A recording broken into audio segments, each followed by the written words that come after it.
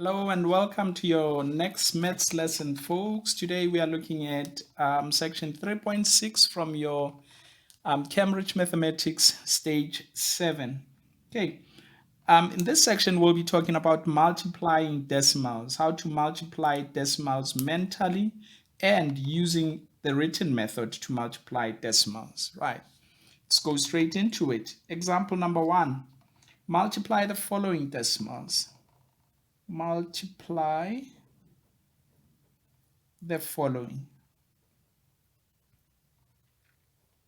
Once again, as I reminded you the last time, we are not allowed to use a calculator when we are doing this under exam conditions. We are supposed to show examiners that we can do these mentally or even using the written down method, okay? Or the written method, right? So let's take an example, 3.4 multiplied by 4. So what we are going to do here is we are going to totally ignore that decimal there for now. We are going to multiply everything as if we are multiplying a whole number, 34 by 4, and then we will put the decimal after once we've got our answer. So doing this mentally, basically we would say 4 multiplied by that 4 there. So our answer is 16. Take the 6, okay, remainder is 1. Then we multiply the 4 by the 3. Our answer is 12. Add that 1. So our final answer is 136. Now remember that this was not 34 times 12. It's 3.4 times 4. I beg your pardon. 34 times 4, but it's 3.4 times 4. So what we are going to do is you go back to your original problem that you had there.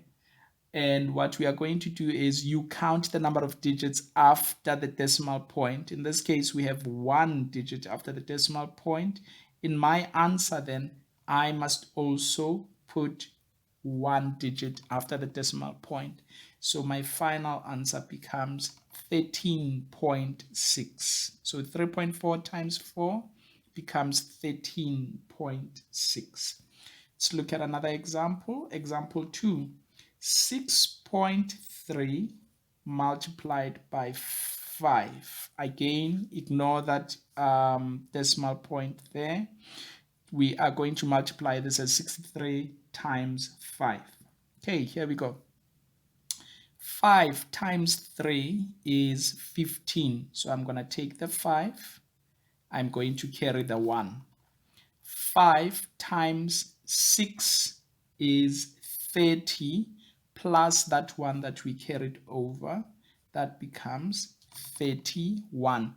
Note this time I did not write anything down that I'm carrying because I'm trying to do this mentally in my head and I'm trying to work as possibly quick as I can. Okay, so my final answer is just 315. Not the final answer, sorry, the answer for 63 times 5. Then we go back and consider how many digits were after the decimal point. And in this case, we had 1 digit after the decimal point. In our answer, then, we must also have 1 digit after the decimal point. So our final answer is 31.5. Let's have a look at a last example. We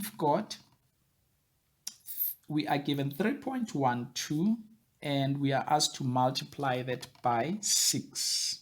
Right, let's do this mentally again. Work with me on this one. 6 times 2 is 12. Okay, carry 1. 6 times 1 is 6 plus the 1, 7. 6 times 3, yes, 18.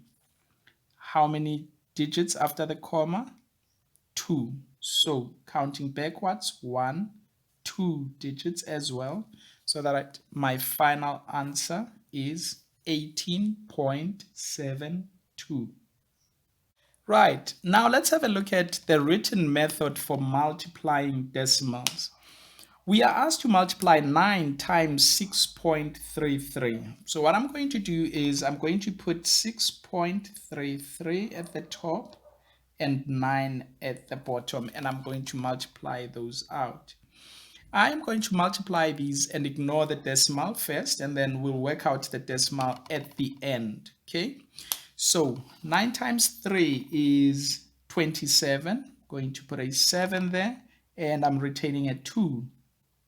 9 times 3 is 27 again, plus that 2 that we retained becomes 29. I put down my unit, which is 9. I'm still carrying another 2 from the 29. 9 times 6 is 54. Remember that 2 that we are carrying. So 54 plus the 2 becomes 56. Now I've got 5697. This is the answer I get when I multiply 633 times 9. But I don't want 633 times 9. I want 6.33. So now I have to consider how many digits were after the comma. In this case, we've got 2 digits after the comma. So in our answer there that we've got, moving backwards, counting 2 times so that you have 1, 2 digits after the comma, our final answer is 56.97. So 9 times 6.33 is 56.97. Thank you, guys. I will see you next lesson for dividing decimals, which is section 3.7.